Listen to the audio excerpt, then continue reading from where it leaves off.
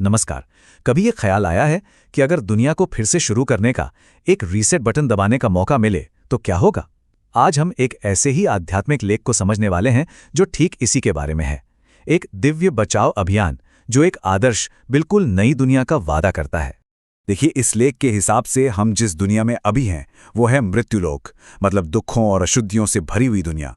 लेकिन एक बहुत बड़ा बदलाव आने वाला है।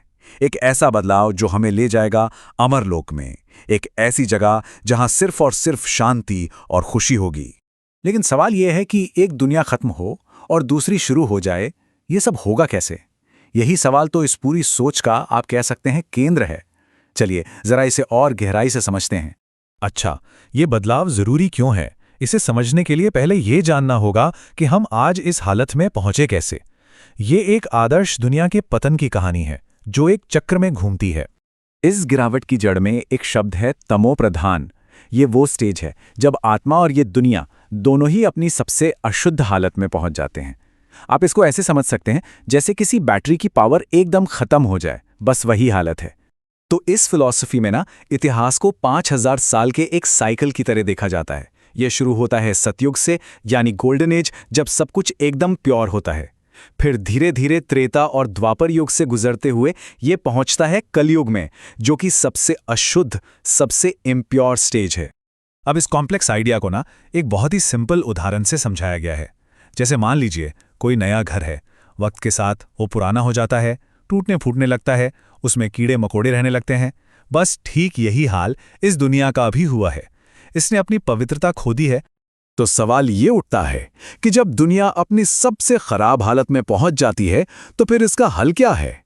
और यहीं पर कहानी में एंट्री होती है एक दिव्य शक्ति की।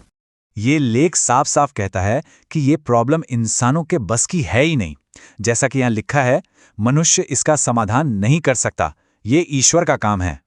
अच्छा, तो इस डिवाइन प्लान में ईश्वर की 3 खास भूमिकाएं हैं। पहली, एक पिता की तरह जो एक नई दुनिया का वारिस बनाते हैं। दूसरी, एक टीचर की तरह जो इतिहास के इस 5000 साल के चक्र का ज्ञान देते हैं। और तीसरी, एक गुरु की तरह जो आत्माओं को शुद्ध करके उन्हें दुखों से आजाद करते हैं। तो ये पूरा का पूरा जो भव्य प्लान है, ये काम कैसे करता है? मतलब इस नई दुनिया का हिस्सा बनने के लिए आखिर करना क्या होगा? चलिए अब ये जानते हैं। यहां एक और इंपॉर्टेंट कॉन्सेप्ट आता है, विकर्म। विकर्म मतलब हमारे बुरे कर्मों का बोझ, एक तरह का स्पिरिचुअल कर्ज जो आत्मा पर जमा होता रहता है और जिसे चुकाना बहुत जरूरी है। तो फिर इस आध्यात्मिक कर्ज को चुकाने का रास्ता क्या है? इस लेख के हिसाब से इसका सिर्फ एक ही उपाय है, ईश्वर का लगातार स्मरण। बस यही वो चाबी है जो आत्मा को साफ करती है और बुरे कर्मों के बोझ को खत्म कर देती है। अब देखिए, जनसंख्या के मुद्दे पर यह लेख इंसानी और ईश्वरीय योजनाओं में एक बहुत बड़ा फर्क दिखाता है। जहां इंसान फैमिली प्लानिंग की बात करते हैं, वहीं ये लेख एक ईश्वरीय परिवार नियोजन की बात करता है, जिसके मुताबिक सिर्फ एक सच्चा धर्म स्थापित होगा और बाकी सब खत्म हो जाएगा। और इसका नतीजा, एक बहुत छोटी और शुद्ध आबादी बचेगी। और अब हम आते हैं इस चक्र के सबसे नाटकीय, सबसे ड्रामेटिक मोड़ पर, पुरानी दुनिया का विनाश, जो एक नई दुनिया के जन्म के लिए बहुत जरूरी है। लेख में विनाश के तरीकों का भी जिक्र है, जैसे एटम बम और गृह युद्ध जो इंसान खुद लाएगा, और साथ ही प्राकृतिक आपदाएं भी। यह जो एक लाइन है ना, ये इस बदलाव की भयावहता को दिखाती है। खून की नदियां बहेंगी और फिर दूध की नदियां बहेंगी। मतलब पहले विनाश और फिर उसके बाद आने वाली शांति और समृद्धि। तो इस ईश्वरीय परिवार नियोजन के बाद नई दुनिया की आबादी कितनी होगी? लेख के अनुसार ये संख्या होगी सिर्फ 9 लाख।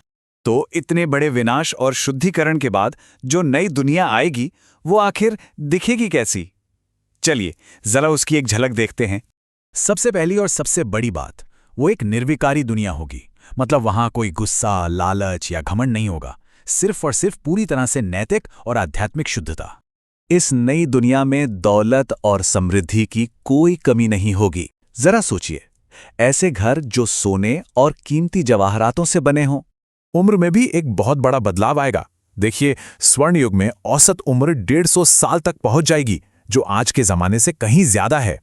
और शायद इसीलिए इसे अमरलोक कहा गया है, मतलब अमर लोगों की दुनिया।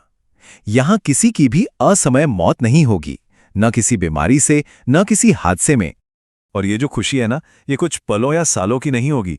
ये एक ऐसी विरासत है जो पूरे 21 जन्मों तक साथ चलेगी। तो आखिर में हम आपको इसी सोच के साथ छोड़ते हैं, अगर इतिहास सच में एक 5000 साल का नाटक है जो बार बार हमेशा दोहराया जाता है, तो फिर हमारा ये जो वर्तमान क्षण है, ये कितना ज्यादा महत्वपूर्ण है। ये एक अंत और एक नई शुरुआत के ठीक बीच का समय है, एक ऐसा मोड़ जो सब कुछ बदल सकता है।